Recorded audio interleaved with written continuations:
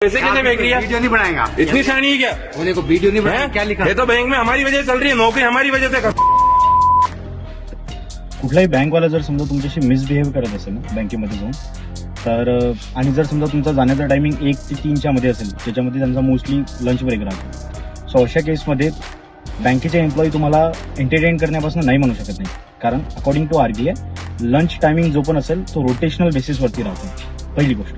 दुसरी गोष्ट, यामध्ये आणखी एक येतं की कुणी असे आहेत ज्यांनी लोन रिपे करू शकत नाही, कुठली तरी परिस्थिती आली, सिच्युएशन आली, जॉब गेलाय, काहीतरी गेलंय. सो सिम्पली यामध्ये एकच सोल्युशन आहे की तुम्ही बँकेला एक रिटर्न लेटर अप्लिकेशन द्या किंवा मेल करा किंवा जे काही मीडियम असेल, जेणेकरून बँकेला या सगळ्या गोष्टीची तुमच्या सिच्युएशनची माहिती होईल. तुम्ही बँकेला इन्फॉर्म करा. त्यानंतर बँक त्याच्यावरती ऍक्शन अशी घेते की त्याला सोल्युशन काढतं काहीतरी. सोल्युशन म्हणजे कसं की एकतर तुमची EMI कमी करते.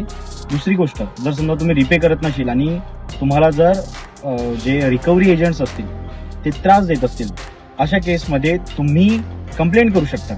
आणि जर समजा ते घरी येत आहेत, तुमच्या घरी येत आहेत, त्रास देत आहेत, तर तुम्ही त्यांना होम व्हिजिट सर्टिफिकेट पण विचारू शकता. मोस्टली जर समजा तुम्ही बँकेला इन्फॉर्म करताय तुमची परिस्थिती जी काय, एकतर बँका त्याला काय करतील, ऑप्शनमध्ये करतील घर, आणि बँक NPAच्या हिशोबाने ते घरची जी अमाऊंट असेल ती रिकव्हर करून घेतील. परंतु बँक रिकव्हरी एजंटना खूप जास्त त्रास देतात. सो यामध्ये दोनच गोष्टी आहेत. एकतर तुम्ही बँकला इन्फॉर्म करा.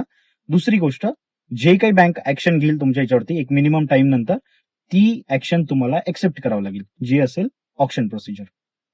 थँक्यू.